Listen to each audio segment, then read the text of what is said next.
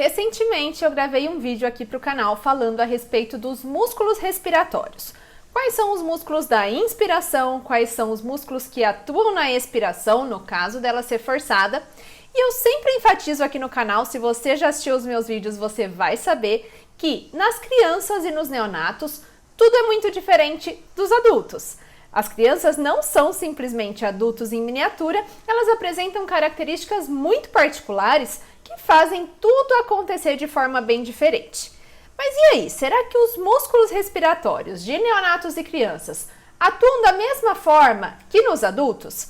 Vamos entender melhor nesse vídeo? Se você já está inscrito aqui no canal, ótimo! Se você ainda não está inscrito, aproveite para se inscrever e ative as notificações, assim você sempre fica sabendo quando tiver vídeo novo por aqui.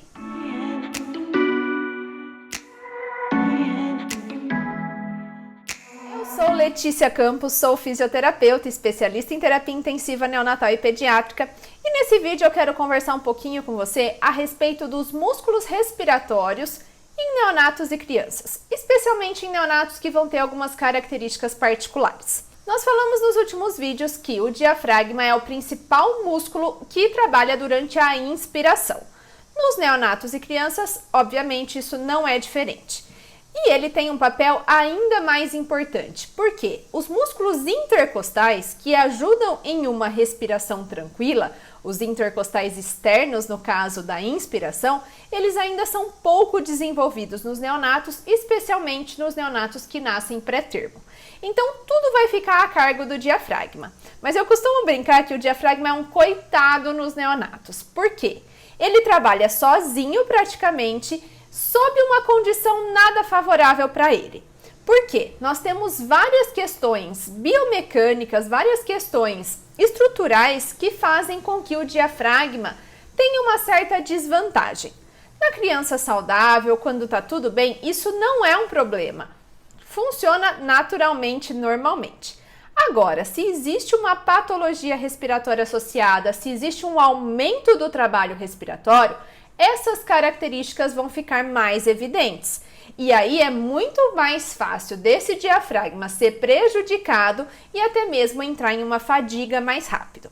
Vamos entender quais são essas características. Bom, primeira coisa que eu te falei é que os intercostais ainda são pouco desenvolvidos, então a maior parte da respiração, assim como nos adultos, fica a cargo do diafragma, mas ele não tem a ajuda dos intercostais para aumentar o diâmetro antero-posterior e látero-lateral do tórax. O diafragma, lembra que ele aumenta a dimensão vertical do tórax, enquanto que os intercostais ajudam com os movimentos das costelas, o que não acontece muito nos neonatos, já que eles estão pouco desenvolvidos.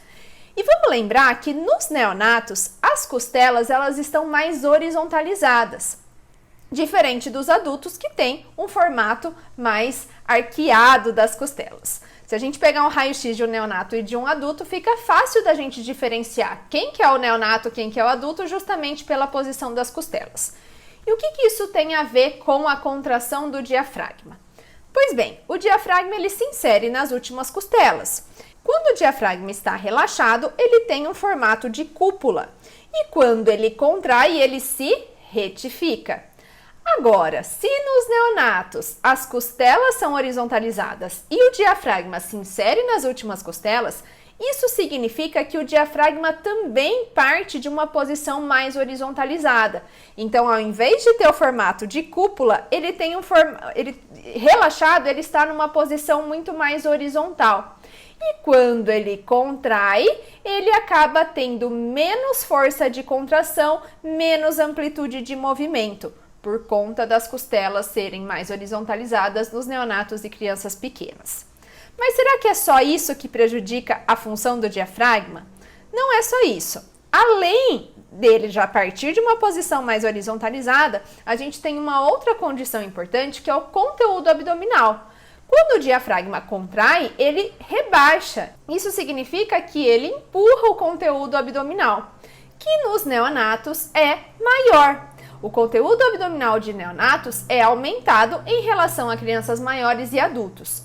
E o abdômen é muito complacente. Isso significa que o diafragma, muitas vezes, ele tem que brigar contra esse conteúdo abdominal para poder contrair. É só imaginar que você acabou de comer uma baita de uma feijoada, fica até difícil de respirar, não fica? Porque o conteúdo abdominal aumenta. Mas isso é estrutural nos neonatos e nas crianças, conforme eles vão crescendo, a proporção do tórax e do abdômen vai mudando. Mas na fase neonatal, principalmente, esse abdômen ainda é muito grande em relação ao tórax e isso dificulta a função do diafragma, que já está numa posição horizontalizada. E nós temos outras condições que também estão associadas.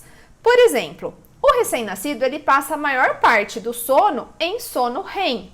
O sono REM é aquele sono de movimento rápido dos olhos, em que a gente tem uma hipotonia muscular, mas que o cérebro está em intensa atividade. Só que essa hipotonia muscular prejudica ainda mais a função do diafragma. Por quê? A caixa torácica ainda é muito complacente por conta das estruturas ainda serem muito cartilaginosas, e quando existe essa hipotonia muscular, existe uma distorção, uma tendência à distorção da caixa torácica, o que prejudica a função do diafragma também. Pensem que um adulto, ele dorme cerca de 8 horas por dia, e dessas 8 horas, cerca de 20 a 25% é de sono REM. Enquanto que um recém-nascido, o ideal é que ele durma de 16 a 18 horas por dia e 50% desse sono é em fase REM. Então, a fase REM tem muito mais impacto nos recém-nascidos, na função muscular, pensando já em todas essas condições que a gente já comentou do diafragma, do que numa criança maior e num adulto, tudo bem? E tem mais uma condição bastante importante que faz com que o diafragma esteja em desvantagem diante de uma condição patológica. Nós temos nos adultos cerca de 50 a 55% das fibras do diafragma sendo fibras vermelhas. Lembra que as fibras vermelhas são aquelas fibras que mantêm contração por muito mais tempo. Elas têm essa característica vermelha porque está chegando oxigênio ali para ser usado como fonte de energia em associação com substratos, com carboidrato, com proteínas, com gordura. Então, enquanto estiver chegando e enquanto eu tiver substrato, eu consigo produzir energia para manter a contração daquele diafragma. Por isso que elas são chamadas de fibras de contração lenta, porque elas se mantêm por muito mais tempo. E isso faz com que elas sejam muito mais resistentes à fadiga do que as fibras que são chamadas de fibras brancas. As fibras brancas, elas usam a energia que está pronta. Acabou a energia pronta, ela tem que refazer todo o estoque de energia para poder voltar a contrair de forma eficaz. O diafragma dos adultos, então, tem mais da metade das fibras vermelhas. Porque pensa, do momento que a gente nasce, que deu a primeira respiração até o nosso último suspiro, o diafragma está contraindo.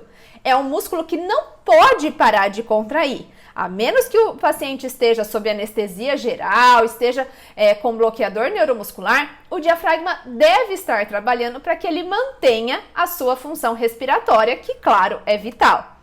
Então, esse diafragma ele precisa ser resistente à fadiga. Nos neonatos e nas crianças pequenas, a porcentagem de fibras vermelhas é muito menor. Num recém-nascido a termo, essa porcentagem é de aproximadamente 25%, metade de um adulto. Enquanto que no recém-nascido pré-termo, apenas cerca de 10% das fibras musculares do diafragma são do tipo vermelha, ou seja, são aquelas resistentes à fadiga.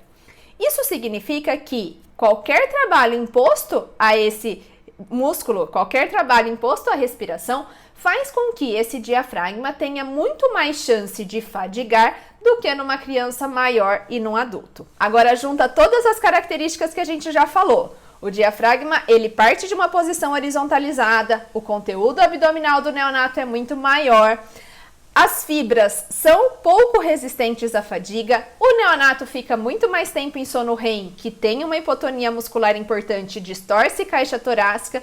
Tudo isso faz com que, na presença de uma patologia, em qualquer situação que aumente o trabalho respiratório do neonato da criança pequena, isso tenha muito mais importância do que em um adulto, em uma criança maior.